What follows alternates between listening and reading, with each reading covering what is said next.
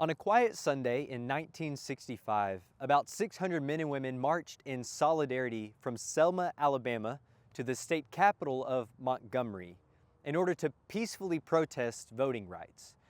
They carried no weapons or violent agenda. They simply walked with quiet determination. But as they stepped onto the Edmund Pettus Bridge, they were confronted by law enforcement. And without warning, the officers advanced, shoving many to the ground, beating them with clubs, and releasing tear gas into the crowd as they knelt to pray. The marchers, however, did not retaliate. They didn't fight back. Instead, they absorbed the blows. It seemed like they simply let evil win. But later that night, it was broadcast on national television. And for the first time, some 40 million Americans witnessed the unstomachable treatment of many Black Americans. As a result, the violence that was meant to weaken the marches became the key event that most strengthened their cause. Their refusal to play the game of violence was the tipping point of the civil rights movement. It stirred the nation's moral conscience and moved people's hearts toward reconciliation. Interestingly, many of these marchers were trained in the art of nonviolent protest by the Southern Christian Leadership Conference.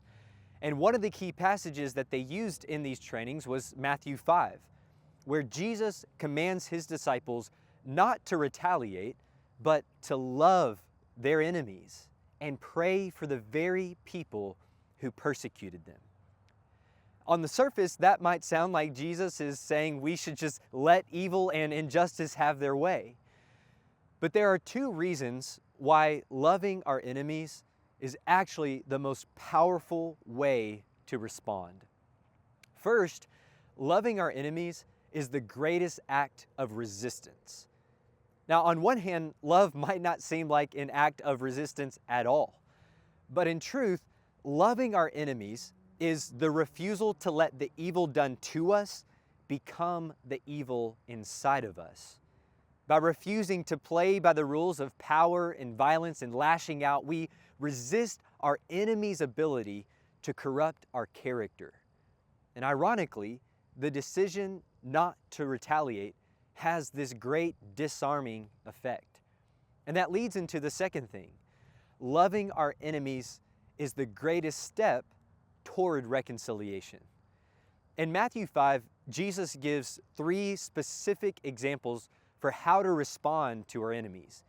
And each one is an extraordinarily powerful way of holding up a mirror for people to reflect on the evil that they're committing. Loving our enemies brings the evildoer face to face with the evil that's inside of them.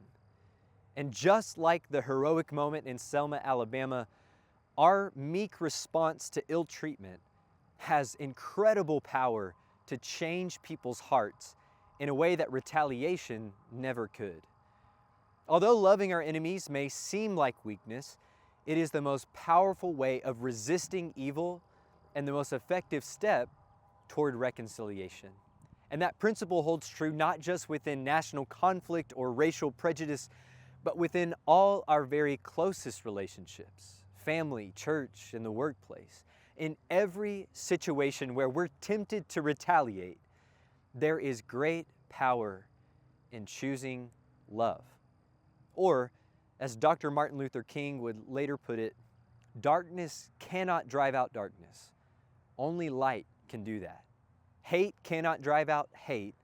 Only love can do that. Love is the only force capable of transforming an enemy into a friend.